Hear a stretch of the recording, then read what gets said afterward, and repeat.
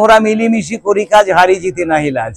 যে অনুষ্ঠানটা হয় আমরা আসি, আসার পরে মানে আমাদের অনেক ভালো লাগে। টাকার বিনিময়ে আসলে আমরা আনন্দ করতে আসি। এখানে ভব পাগলা এমন একজন মানুষ ছিলেন যাকে বলা হয় পরম গুরু।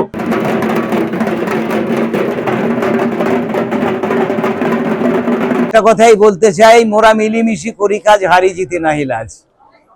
এইটাই সবচেয়ে বড় কথা। কেননা মা তো বিশ্ব প্রসবিনী। এই মাটিতে আমিও দাঁড়িয়ে আছি, আমার এই বন্ধুও দাঁড়িয়ে আছে। তাহলে দুজনেই কিন্তু এক মাটির কোলেই দাঁড়িয়ে আছি।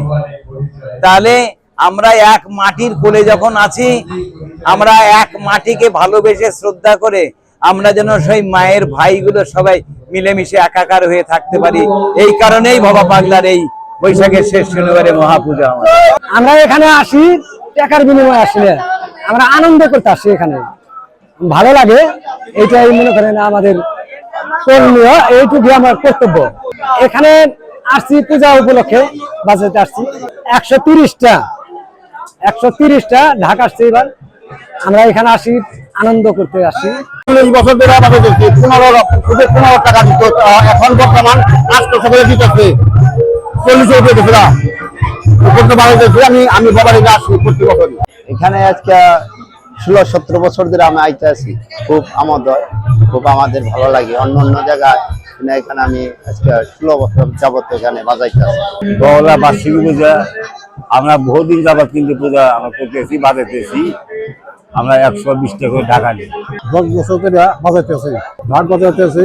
আমার একটা গুঞ্জি একটা আমার বিয়ের পরে আমি জানতাম এই জায়গায় ভবা পাগলা একটা হয়। পরে অনেক বছর পর মানে এইটা আজ থেকে 12-13 বছর আগের থেকে মানে এতটুকু বড় হয়ে গেছে। আমি দেখতাম, আমার বিয়ের পরে এত দেখতাম না।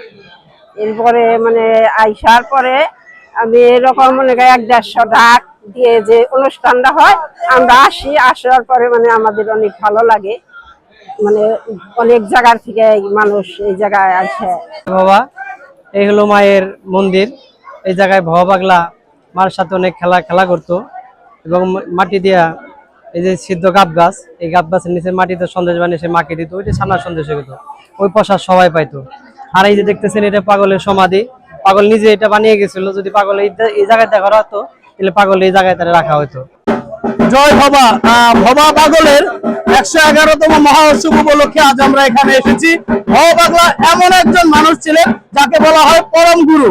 তো এই ভবা পাগলা দুই বাংলাতেই কিন্তু তার সমান তিনি গুণী। এপার বাংলা ওপার বাংলা দুই বাংলাতে একই দিনে অনুষ্ঠান হচ্ছে এবং আমরা দেখছি পার্শ্ববর্তী দেশে এই ভবা পাগলার দিনে এখানে সরকারি ভাবে রাষ্ট্রীয়ভাবে ছুটি ঘোষণা করে। তো আমি মনে করছি ভবা পাগলা ধামরাই একজন কৃতি সন্তান, ধামরাই একজন গুণী মানুষ। তো ভবা পাগলার এই গুণী মানুষ উপলক্ষে রাষ্ট্রীয়ভাবে এমন কিছু করা হোক যেটি এই ভবা পাগলাকে দিয়ে ধামরাই চেনে আর এই ধামরাকে দিয়ে সারা বিশ্ব চেনে। জয় ভবা, জয় ভবা।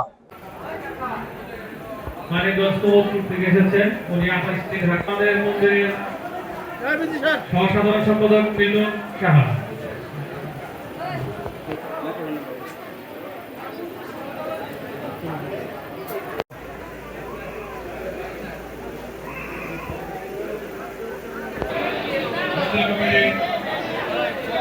সাধারণ সম্পাদক মুশিফুর জন্য ক্যাপটি পরে দিচ্ছেন।